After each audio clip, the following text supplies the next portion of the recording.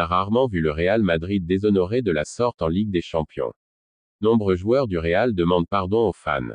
Le meilleur joueur du Real Madrid était le premier à présenter ses excuses aux supporters, écrit le quotidien AS ce jeudi en parlant évidemment de Thibaut Courtois. Le Belge, fantastique contre Manchester City malgré la lourde défaite, a en effet été le premier à s'exprimer publiquement à travers ses réseaux sociaux. Nous sommes désolés, supporters.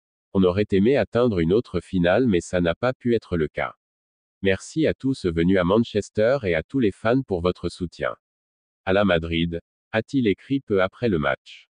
Ce jeudi, plusieurs autres joueurs ont tenu à présenter leurs excuses pour cette défaite comme Fede Valverde, il faudra faire un autocritique. Nous n'avons pas été à la hauteur de ce que représente cette compétition pour nous et on le regrette.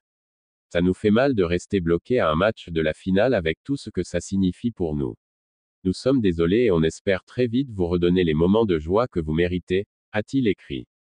Je veux m'excuser parce que nous n'avons pas atteint notre plus grand objectif de la saison et dire que l'on reviendra encore plus fort et prêt pour la saison prochaine, a également publié Eder Militao sur ses réseaux sociaux.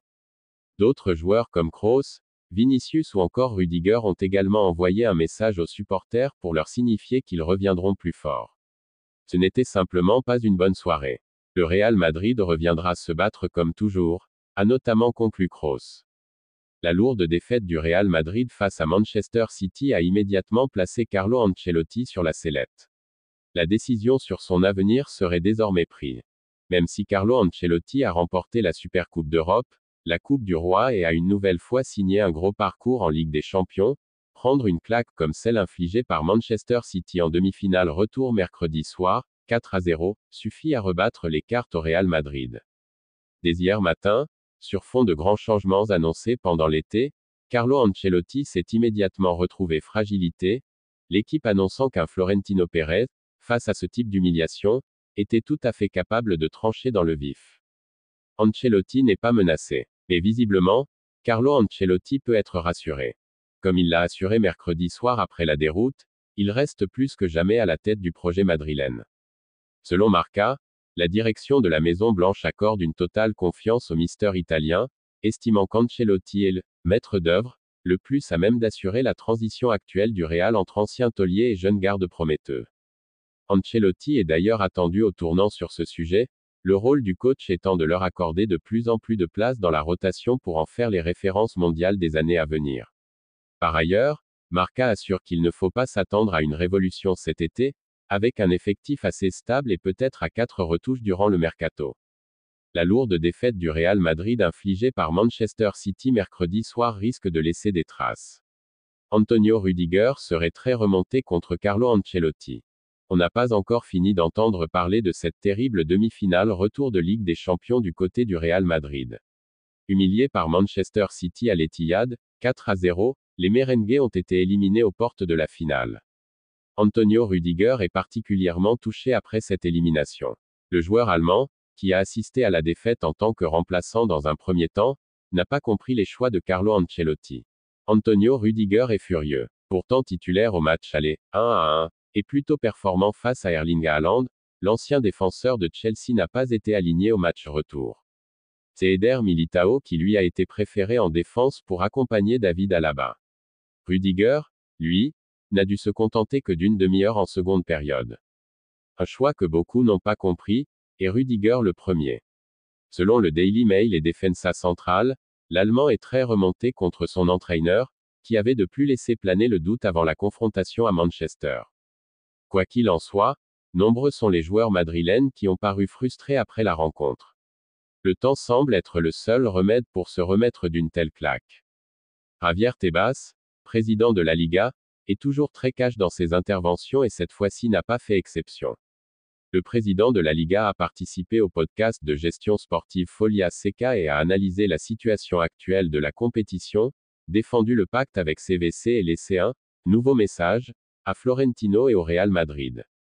Au sujet des droits de télévision et de leur comparaison directe avec la Première Ligue, Tebas a de nouveau taclé le Real Madrid. Nos clubs à la télévision nationale gagnent la même chose que ceux de la Première Ligue. Le Real Madrid pleure beaucoup. Il pleurniche alors qu'il gagne la même chose que la Première Ligue. Lorsqu'on dresse la liste des équipes ayant les revenus les plus élevés au monde, le Real Madrid et le FC Barcelone arrivent en tête. Je ne sais pas ce qu'ils veulent de plus. Bien sûr, il est aussi revenu sur la Super League.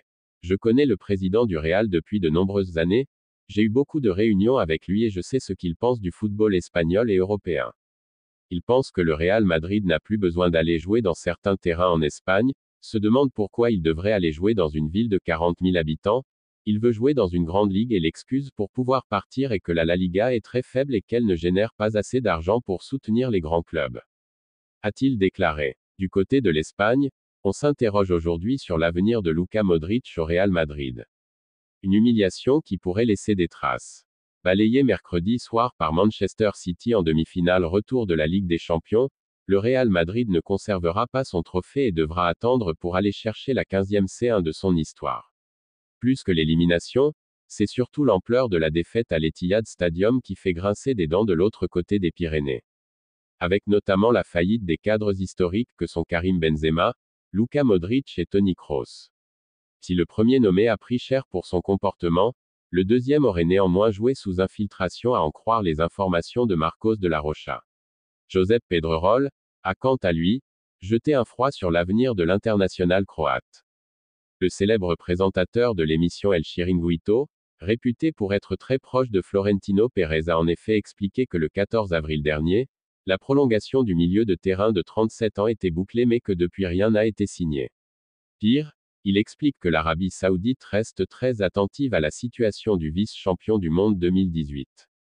Avec l'arrivée de Jude Bellingham qui s'annonce, celle-ci pourrait remettre en cause l'avenir de Luka Modric, du côté de la Maison-Blanche. L'avenir le dira. Le Real Madrid préparerait déjà sa prochaine saison après son élimination en demi-finale de la Ligue des Champions à l'Etihad a révélé des lacunes à combler de toute urgence. Depuis quelque temps, Ancelotti insiste pour la signature d'un nouvel attaquant. Selon Relevo, le club voudrait s'attacher les services de Joselu Mato pour épauler Karim Benzema. Au regard de la situation actuelle de son club, l'Espagnol de Barcelone, 19e au classement et dont l'avenir en Liga se joue dans les semaines à venir, les dirigeants madridistes n'ont pas encore entamé de négociations. Mais le nom du footballeur de 33 ans circule déjà dans les bureaux du Bernabéu pour occuper le rôle de doublure de Benzema. Cette saison, Joselu est le joueur espagnol qui a marqué le plus de buts en championnat, 15, une performance qui lui a permis de faire ses débuts avec la Rora cette année où il a profité pour inscrire un doublé. À noter que le joueur a passé 2 saisons avec le Castilla, Pichichi en 2011 et 2012, avec 24 buts, et il avait disputé 2 matchs avec l'équipe première. Dès lors, il pourrait n'avoir aucun problème à s'adapter aux exigences, à la pression et au vestiaire, comme il connaît de nombreux membres de l'équipe. À commencer par Carvajal, dont il est le beau-frère. De plus, à 33 ans, il accepterait sans problème son rôle de remplaçant à Benzema. Carlo Ancelotti l'a demandé depuis longtemps déjà. L'arrivée de l'attaquant de l'Espagnol pourrait désormais combler l'Italien. Le Real Madrid est tombé en Ligue des Champions ce mercredi face à Manchester City. Les merengues ne feront pas le back-to-back. Dernier vainqueur de la Ligue des Champions, le Real n'est pas parvenu à créer la surprise cette fois-ci, et le très favori Manchester City n'a fait qu'une bouchée de Carlo Ancelotti et ses hommes en s'imposant par 4 buts d'écart. Une défaite qui fait mal pour le tenant du titre. La classe de Florentino, le président du Real Madrid. Bien que douloureux, cette humiliation subie à l'Etihad Stadium n'a pas fait perdre au Real Madrid son humilité et sa classe habituelle comme l'a parfaitement démontré Florentino Pérez, qui n'en est pas moins gêné par cette rencontre à laquelle il a assisté. En effet, d'après le journaliste Anton Meana, le président de la Maison-Blanche s'est illustré après le match par son fair play. Florentino n'aime pas perdre et j'imagine qu'il s'agit d'une de ses plus mauvaises soirées en tant que président du Real ces dernières années parce que tu perds contre Guardiola, tu perds contre un club qui était et est parti de la Super League. Un club qui représente ce nouveau système dans le football, club-État, et le Real, en tant que club qui appartient aux sociaux, se bat contre ces clubs. Mais Florentino Pérez n'est pas un mauvais perdant. Oui, il est descendu dans les vestiaires de Manchester City pour les saluer et parler avec eux comme il avait discuté avec Lewandowski en 2011, a-t-il raconté. Pérez en colère contre ses joueurs. En revanche, si Florentino Pérez s'est montré élégant en allant saluer ses bourreaux du soir, la presse espagnole raconte que le président a eu un tout autre comportement avec les joueurs de son propre club. Le bien informé Josep Pedrerol raconte en effet que Pérez était très en colère après l'humiliation subie à l'Etihad, en particulier les cadres vétérans. Affaire à suivre. Maintenant, pour avoir plus d'informations concernant le Real Madrid, n'oublie pas d'abonner et activer la cloche de notification pour soutenir notre chaîne. Merci et à bientôt.